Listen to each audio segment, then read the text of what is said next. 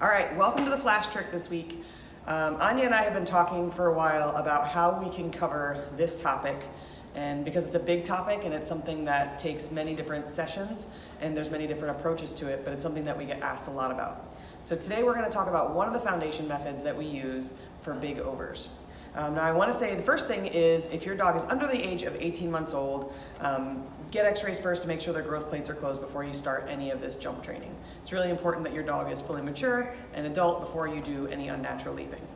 Okay, so we're going to talk about the most basic method that we use for jump training, which is over a cavaletti. Now this is an example of a cavaletti. I'm just going to swing around and show you.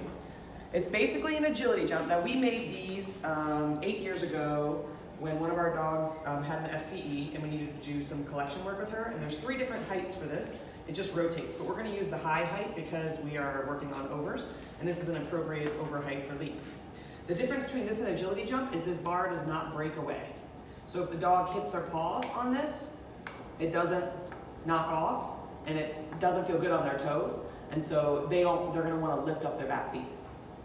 So what you want to do first is we need to teach the dog to do this without using their stride. So they're going to initially, some dogs naturally leap and use their rear end. Most dogs, I would say maybe 50 to 60% of dogs, require some significant jump training in order to collect and use their entire body to do an over. So we always do some of this jump training. Now the most important thing with an over is that the disc needs to be before the obstacle. Okay, for a vault, the disc goes after the obstacle because they need to vault off the platform in order to get to the disc.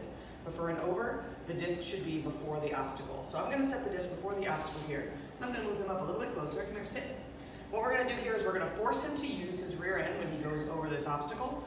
And because I'm taking away all of his stride, the only thing he could do is load his back in order to push. Okay, over. Super, very nice. Now he's done some of this training before, but you can see that he popped and used his rear end to do it. So he already has these muscles developed. If you have a new dog that you're doing this with, use a lower jump height, and it's going to take some time for them to develop the muscles in order to do this. You sit. Super. Over. Super, very nice. Good job, buddy. All right. So once your dog has the muscle memory in order to be able to use their rear to pop over a jump, you can start putting them from a set point, which works well for a pedestal. So hop right there. Sit, buddy. There you go. Sit. Thank you. Over. Super job. Very nice. Go on up. Sit. Super.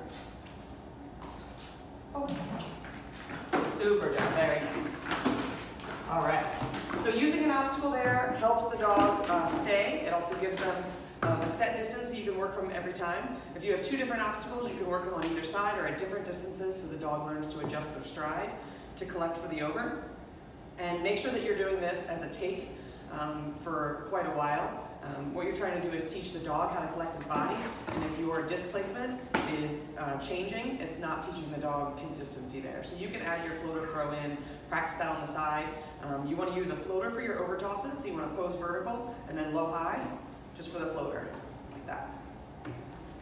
But for this exercise, for a while, you want to do all of it with takes just so the dog gets really comfortable with the placement and the collection. Just make sure your placement is before the obstacle, and then use different set points back and forth so that the dog can collect on different stride lengths. So maybe it's 1 stride, 1.5 stride, 2 strides, and then they'll learn how to adjust their body to collect and leap for an over.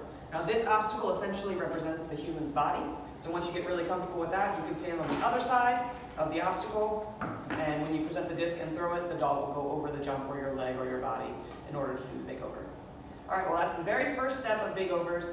Hope you guys can try it. That's something you can do in your basement over the winter. So everybody should get out and try it and see what you can accomplish.